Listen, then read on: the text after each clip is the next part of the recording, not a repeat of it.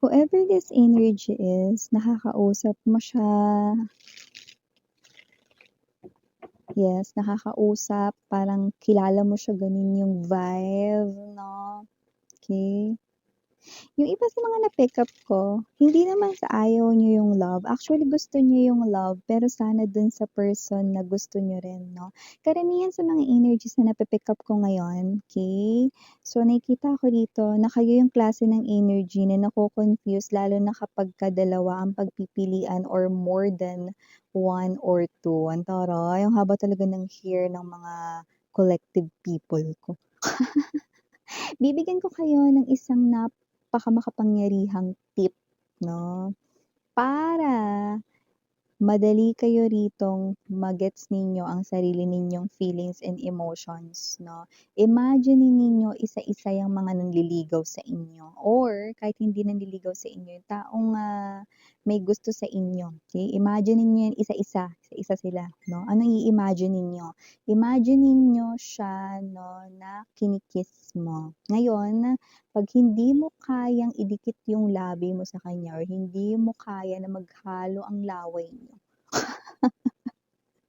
Ano ba yan, miss yan?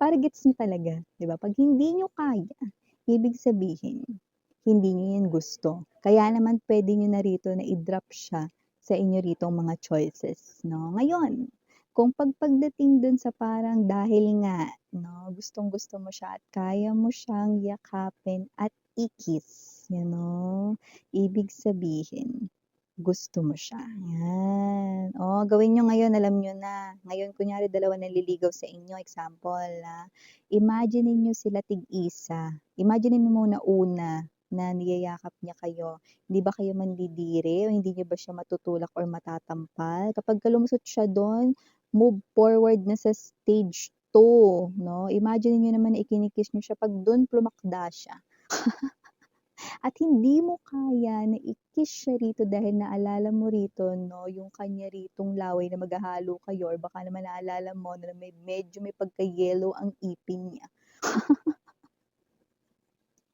Ano ba yan, miss yan? Doon na tayo sa straightforward, 'no, huwag na kayong ano diyan, tinutulungan ko na nga kayo mga mare, 'di ba? Ngayon 'pag hindi mo kaya yun, ibig sabihin hindi siya pumasa sa stage 2, drop, yan. So hindi ko sinasabing tumingin lang kayo rito sa panlabas na anyo, yung sarili niyo, 'di ba? Kasi magiging karelasyon niyo yan, 'di ba? Darating ang araw, 'di ba, na hindi lang kayo puro holding hands niyan, darating ang araw, hihingi rin niya ng kiss sa inyo. 'Pag hindi niyo siya kayang i-kiss, yun. Yung iba, nakatulong yan sa kanila, sa totoo lang. Marami na akong, mga babes 'no, comment na nabasa niyo, "Miss yan, thank you, dahil dun hindi na ako naguguluhan." Try niyo mare, try niyo mare, okey. Kahit na kung iisipin ninyo parang timang naman 'to si Miss yan. May sense yun, try mo, okey.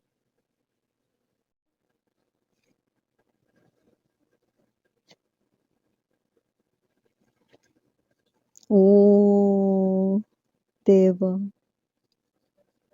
Wow, okey.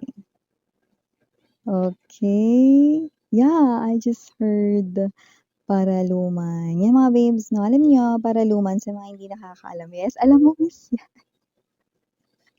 Pag-aralan namin dati wag yung ano 'no, yung paraluman mga babes 'no, yun yung parang, napakakaakit-akit, attractive, ganyan 'no, parang like a muse 'no. So wala tayong gender dito, so ibig sabihin this person finds you, mapababae, mapalalaki, LGBT, finds you very, very attractive 'no. Yan, so gives me this type of, energy that this person sees you like a paraluman, okey. Parang kanta lang 'no, dun sa Huling El Bimbo, 'di ba? Kamukha mo si Paraluman.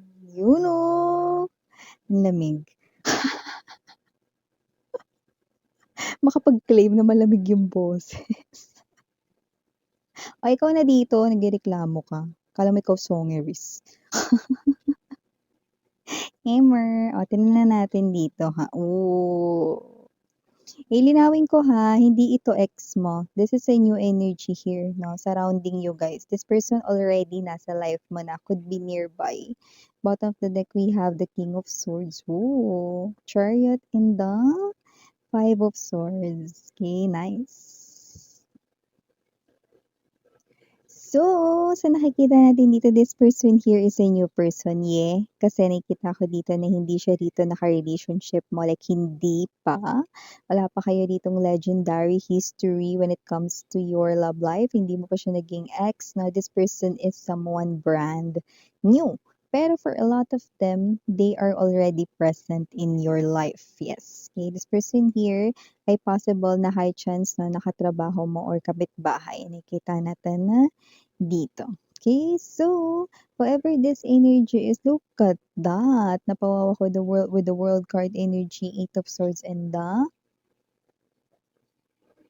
Six of Wands there, 'di ba? So ibig sabihin, no, itong tao na to, oo, muntik na mabulol.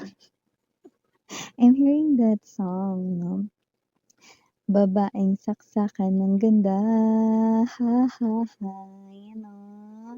So, yun yung kantang Ale, nasa langit na ba ako? Ale, nasa langit na ba ako? Yun o. So, parang feeling niya heaven, no, na nasa langit siya, pero yung part yung narinig ko talaga is yung saksakan ng ganda. Yun o. Saksakan, patingin, patingin. So, wala tayo ditong gender, no, ibig sabihin, ikaw ay drop dead gorgeous sa kanyang paningin. Ikaw ay very attractive, mapababae, mapalalaki, LGBT.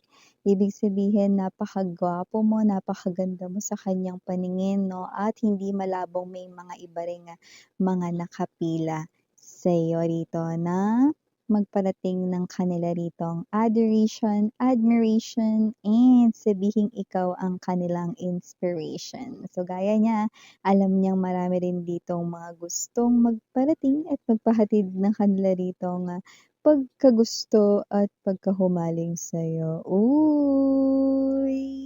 So, bago natin pag-usapan ito, mabati mo natin everybody. Hi and hello there everyone. My name is Yan. Welcome new subscribers sa Training Istambayos, Kapuyaters. Thank you so much. Kung di nyo pa knows, meron pa tayong isa pang channel link down below lang sa ating description box. If interested, just click that link para makarating kayo there.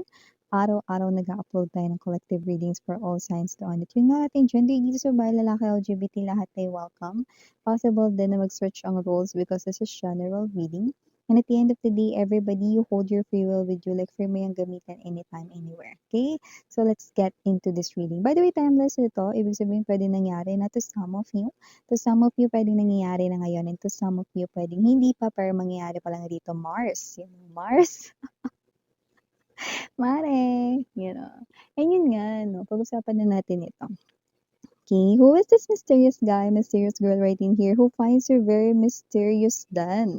This person here sees you as the star, no? Like literal na kukuti-kutitap, no? And tantalizing eyes siya kapag tinitingnan ka niya, no? And it looks like this is your energy here, sweetheart, no? With the Six of Wands to the Nine of Coins.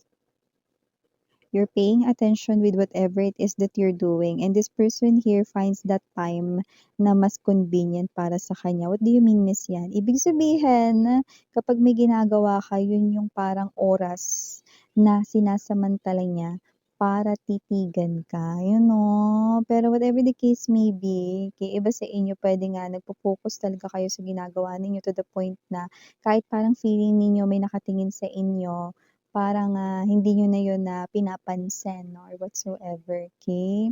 Kasi busy kayo sa inyong mga gawain. So, puwedeng hindi mo rin talaga siya naaaktuhan or hindi mo nahuhuli na siya'y nakatingin sa'yo. Pero yung iba nararamdaman ninyong may nakatingin sa inyo 'no, pero hindi naman panganib ang dala nito.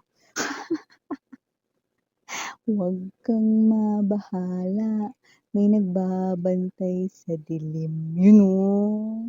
Hindi naman dilim 'no, baka patago-tago lang siya sa likod ng ano, photocopier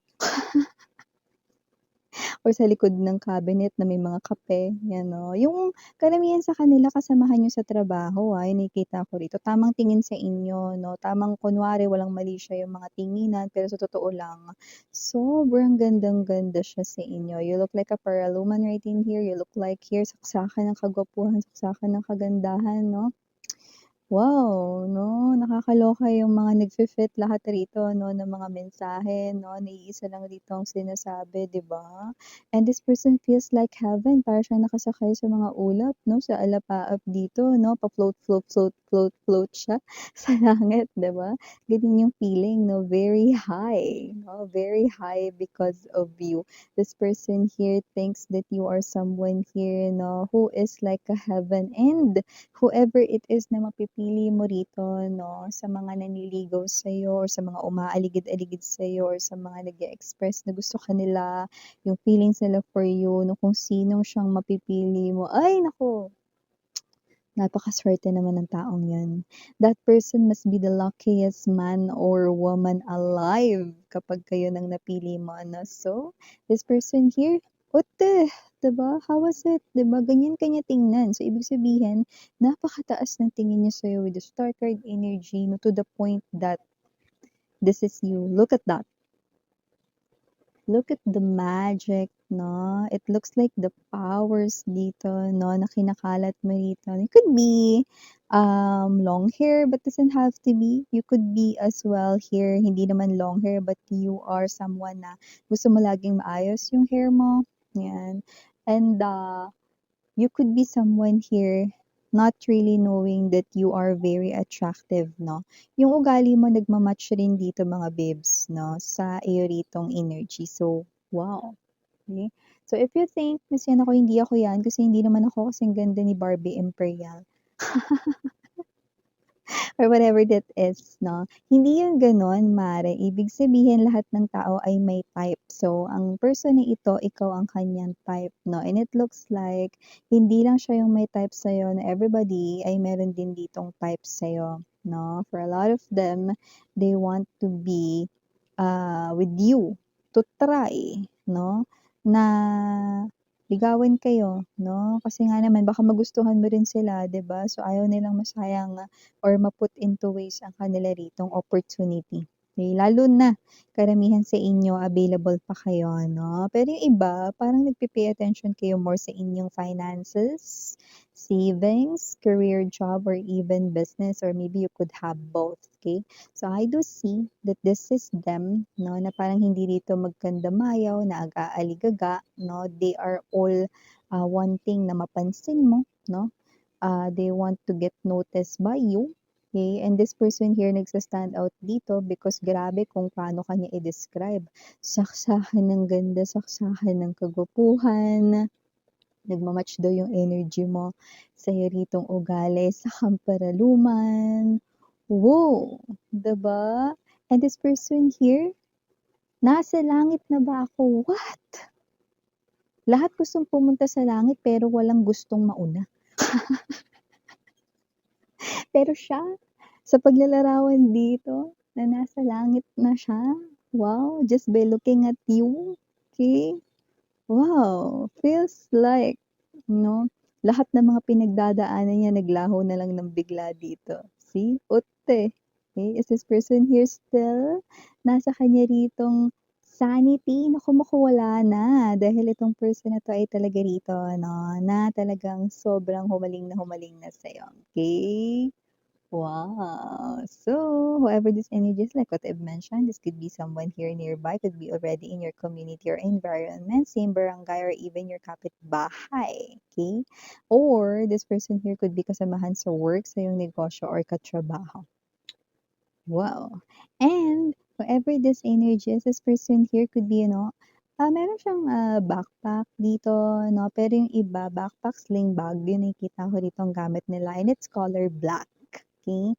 So maybe that's clue or sign. And this person here could be someone na nakikita ko dito na wearing as well cup, okay?